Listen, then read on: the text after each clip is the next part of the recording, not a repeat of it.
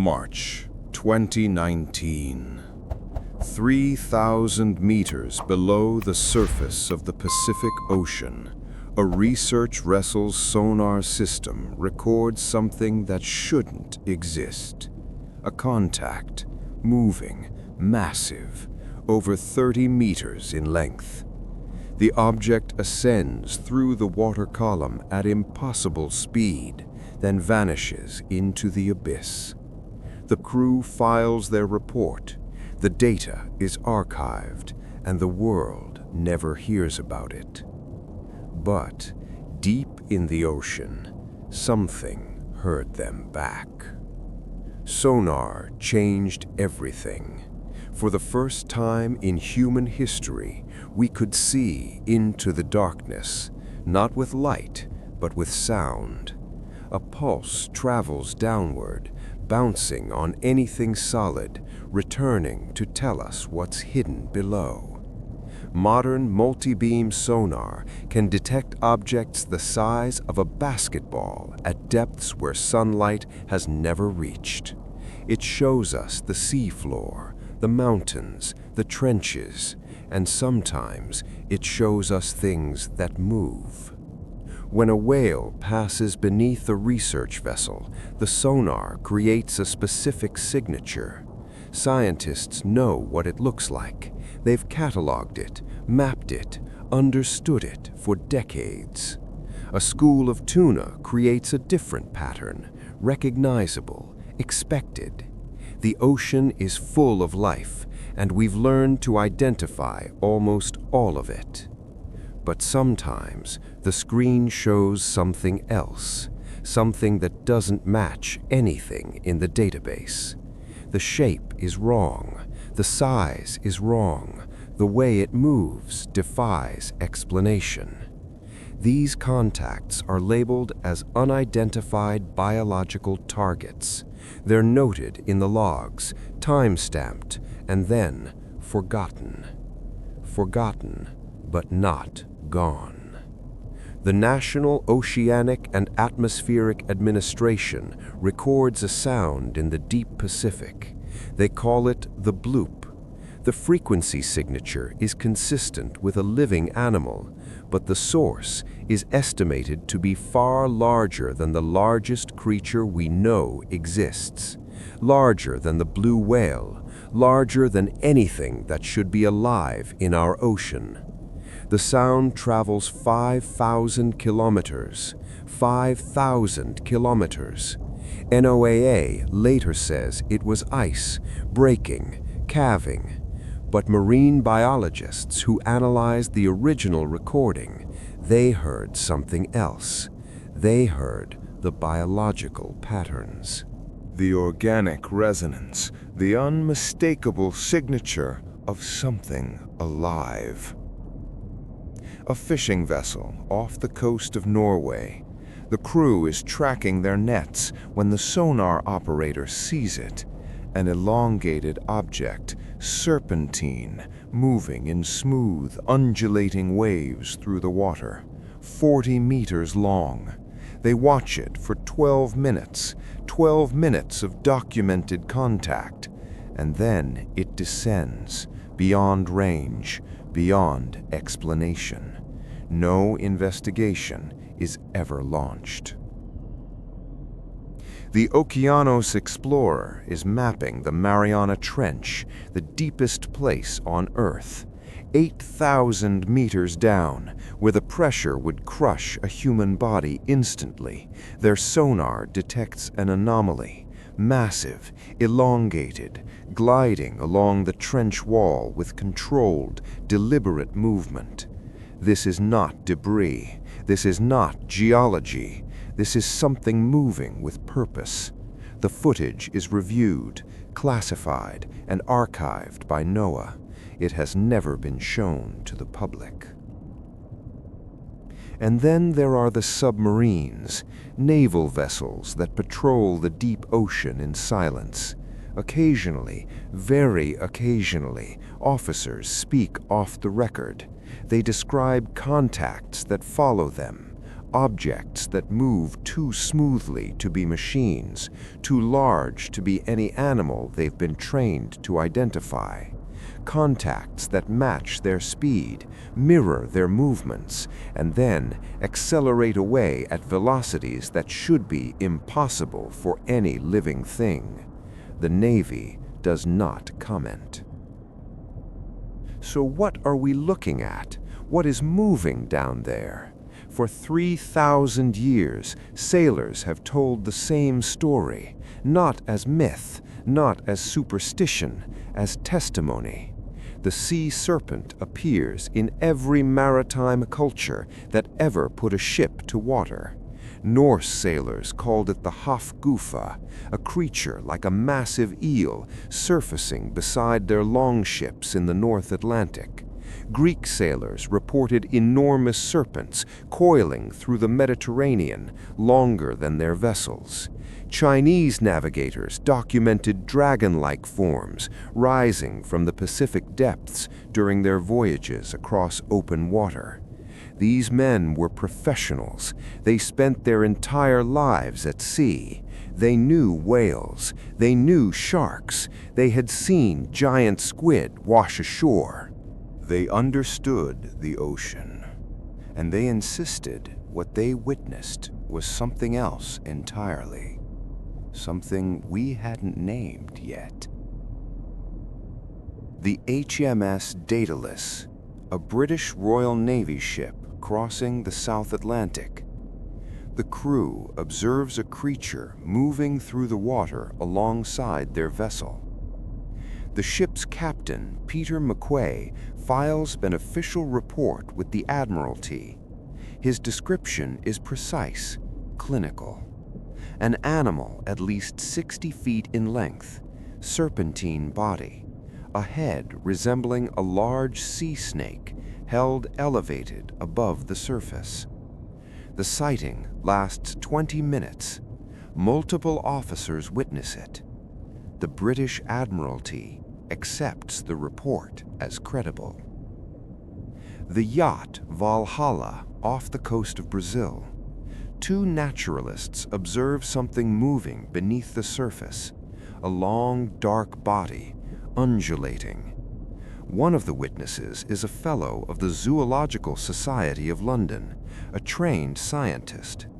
He publishes his account in academic journals. No one can explain what he saw. The descriptions are always the same. Long serpentine body, smooth skin, sometimes scaled, head held above water, movement in smooth wave-like undulations. And the sightings always occur in deep water, far from shore, far from the shallows where most marine life congregates. And then, in the mid-20th century, something changes. The sightings don't stop. They just stop being reported. Why? Look at the pattern. Compare what the sailors described to what modern sonar is detecting. The HMS Daedalus encounter, a 60-foot creature moving in undulating patterns through deep water. The 2007 Norwegian contact, a 40-meter object exhibiting serpentine locomotion at depth. 19th century mariners described sea serpents in the open ocean. Modern sonar finds anomalies in the abyssal zones. Sailors reported the creatures diving rapidly when approached. Sonar contacts routinely descend beyond detection range when vessels draw near. The pattern is identical. What they saw from above is what we're detecting from below. But if these things exist, why haven't we found a body? Why no bones, no tissue samples, no definitive proof? Because the deep ocean is not like the surface world. 95% of the ocean remains unexplored, unmapped, unknown. The abyssal zone begins at 4,000 meters depth. It covers more than half of our planet's surface. Down there, the pressure is crushing, the temperature hovers near freezing, and the darkness is absolute. Humans have spent more time in outer space than in the deep ocean. We know more about the surface of Mars than we know about what lives 4,000 meters below the waves. In that environment, life becomes alien. The giant squid was considered a sea monster, a myth, until 2004, when we finally captured one on film. It reaches 13 meters in length and lives at depths beyond 1,000 meters. For centuries, we only knew it existed because of the occasional carcass that washed ashore, because of the circular scars its suckers left on the skin of sperm whales. The oarfish, 11 meters long, serpentine, ribbon-like. It lives at depths of 1,000 meters and only surfaces when it's dying. For hundreds of years, when these creatures beached themselves, people thought they were seeing sea serpents. And they were right. They just didn't know there might be something even larger, even deeper. What if the true sea serpent lives in the abyssal plains, where the pressure keeps it anchored, where no natural predators exist, where food chains are based on marine snow and the chemical energy of hydrothermal vents? A large, slow-moving predator in that environment would leave almost no trace. It wouldn't need to surface. When it died, its body would sink into the hadal trenches, crushed by pressure, consumed by scavengers, buried in sediment, gone. No evidence would ever reach us. The deep ocean is the perfect hiding place, and sonar can only show us shadows. So why isn't the scientific community investigating? Why the silence? The answer is complicated. Marine research is expensive, extremely expensive. Deep-sea expeditions require specialized vessels, submersibles, equipment that costs millions. Funding is limited, competitive. And proposing an expedition to search for an unconfirmed creature based on sonar anomalies, that's a career risk. Science rewards evidence, not speculation. But there's something else, something rarely discussed. Governments monitor the ocean for security purposes. Naval forces track submarines, map strategic zones, catalog underwater activity. When military sonar detects an anomaly, it's logged, documented. But releasing that data means revealing where their sonar systems are located, what their capabilities are, information that could compromise national security. Civilian researchers sometimes access this data under strict conditions. They see the anomalies, they see the unexplained contacts, but they can't publish without clearance, and clearance is rarely granted. And then there's the reputation problem. The scientific community is careful, cautious. The moment a researcher suggests the existence of a large, unknown marine animal, they risk being associated with cryptozoology, with pseudoscience. Careers have been destroyed for less. So the data remains archived, the sightings remain unreported, and the anomalies remain unexplained. But the contacts, they keep appearing. A deep-sea camera off the coast of Greenland, 3,000 meters down. The footage shows something passing in front of the lens. Long, dark, smooth, too large to be a whale. Marine biologists review it.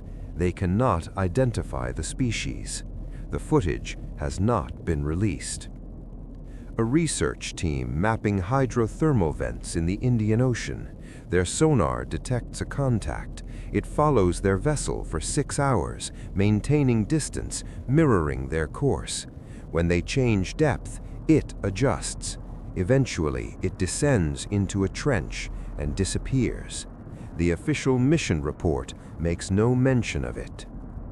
Commercial fishing vessels in the North Atlantic report similar experiences, massive contacts appearing on their sonar during deep water operations, objects that move beneath their nets, that follow their boats, that eventually vanish. The fishermen don't file reports. They know how it sounds. But the data exists. Scattered across databases, maritime logs, research archives, fragments of a picture no one wants to assemble. The ocean is not empty. It is filled with life we have never documented. Creatures adapted to conditions we can barely replicate in a laboratory. The giant squid was a legend until it wasn't. The coelacanth was extinct for 65 million years until we found it alive. The ocean keeps its secrets until we develop the tools to uncover them. And sonar is one of those tools. It lets us see into the darkness, and sometimes it shows us things we weren't looking for. A massive object moving through the deep, a serpentine form gliding through the abyss, a contact that doesn't match anything in our records. The historical accounts describe a creature. The modern sonar detects an anomaly, and the descriptions align. Perhaps the sea serpent was never a myth. Perhaps it was simply a creature of the deep ocean, glimpsed on those rare occasions when it ventured too close to the surface. Perhaps it still lives in the trenches, in the abyssal plains, far beyond the reach of our cameras, our submersibles, our understanding. Or perhaps we've already found it. Perhaps it's there, in the sonar logs, in the archived footage, in the classified data that will never be declassified. Perhaps we've seen it dozens of times, hundreds of times, and we just haven't admitted it yet. The ocean is vast, the deep is dark, and something down there keeps appearing on our screens. Something ancient, something enormous, something that has learned to avoid us. The question is not whether unknown creatures exist in the deep ocean. Science has already proven they do. The question is what happens when we finally see one clearly, when the footage is undeniable, when the evidence cannot be archived or explained away. And when that day comes, will we be ready for what's been living beneath us this entire time? Somewhere, 3,000 meters down, in the crushing darkness of the abyss, something is moving. Something that sailors saw centuries ago. Something that sonar detects today. Something that has survived in the last unexplored frontier on Earth. And it's still down there, right now, beneath the waves, beyond our sight, waiting.